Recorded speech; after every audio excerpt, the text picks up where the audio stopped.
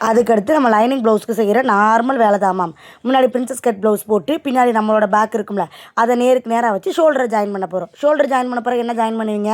கை join பண்ண போகிறோம். கை join பண்ணிட்டு முன்னாடி பின்னாடி என்ன அளவு நம்ம அளவு ப்ளவுஸில் இருக்கோ அதை வச்சு அடிக்க போகிறோம். அவ்வளோதான் மொத்த வேலையே. இப்போ நான் 2 ஷோல்டரையும் ஜாயின் பண்ணிட்டேன்னா அதுக்கடுத்து கை எப்பயும் போல் ஓவரால் வந்து அடித்து மட்டும் எடுத்துக்கிறேன். இதை நீங்கள் அடிச்சும் திருப்பலாம், அப்படியே அடித்து எடுக்கலாம். அதெல்லாம் உங்கள் விருப்பத்தை பொறுத்தது. நான் அடித்து திருப்பிட்டு கரெக்டாக நாச்சஸ் போட்டு வச்சுக்கலாம். அந்த இடத்தையும் ஷோல்டரோட மிட் பாயிண்ட்டையும் வச்சு ஒரு சைடு ஃபஸ்ட்டு அடிச்சிடுங்க. எப்போவுமே இந்த மெத்தட் ஃபாலோ பண்ணுங்கள். கைக்கு ஒரு பக்கம் ஃபுல்லாக லேஸாக அது மேலே எடுத்து வச்சு அடிங்க மேம். ரொம்ப பிடிச்சி இழுத்திங்கன்னா துணி வந்து ரொம்ப லென்த்தாக இருக்கும். நம்ம இப்போ பேக்கு கட் பண்ணதும் கை வந்து ஈக்குவலாக முடிஞ்சிருக்கு பார்த்தீங்களா? இந்த மாதிரி தான் ஈக்குவலாக முடியும். அப்படியே ப்ளவுஸை திருப்பிட்டு இந்த நெட் அடிங்க. ஒரு கைக்கு 2 அடி அடிக்கணும் நம்ம. ஓகேங்களா? அதாவது ஒரு கையவே 2 சுற்று நம்ம அடிக்கணும். அவ்வளோதான் மீனிங். கையை வந்து அட்டாச் பண்ணி எடுத்துக்கிறேன் எப்பவும் போல். மேம் கிளியராக சொல்கிறேன். என்ன டவுட் உங்களுக்கு இருந்தாலும் வாட்ஸ்அப் நம்பர் இருக்குல்ல, குரூப்லேயே வீடியோ போட்டிருக்கலாம். கடைசியாக டவுட் கேட்குற நம்பர்னு கொடுத்துருப்பேன்.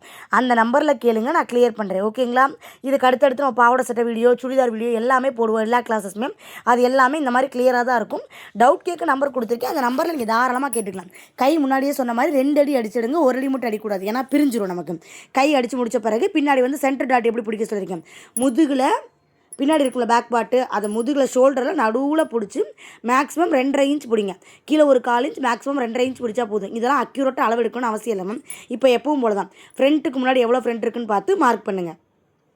ஓகேங்களா? மார்க் பண்ணியாச்சா? அதுக்கடுத்து திருப்பி போட்டு பேக் சைடு இருக்குல்ல, அதாவது கொக்கிப்பட்டி வீப்பட்டி அந்தந்த அளவில் மார்க் பண்ணுங்கள். நான் கொக்கிப்பட்டி எனக்கு இந்த அளவு இருக்குது, வீப்பட்டி எனக்கு அந்த அளவு இருக்குது. அவ்வளோதான். ஓகேங்களா? கொக்கிப்பட்டி வச்சு பார்க்குறேன், இந்த அளவு இருக்குது. அதே அளவு பின்னாடியும் மார்க் பண்ணிவிட்டு ஷோல்டர் டு ஷோல்டர் இல்லாமல் ஜாயின் பண்ணிட வேண்டியதான். ரொம்ப ரொம்ப சிம்பிளான மெத்தடில் ஜாயின் பண்ணிடலாம் மேம். ஷோல்டர்லேருந்து கை வரைக்கும் நேராக ஒரு அடி, கை சுற்ற அளந்து எடுத்துக்கோங்க.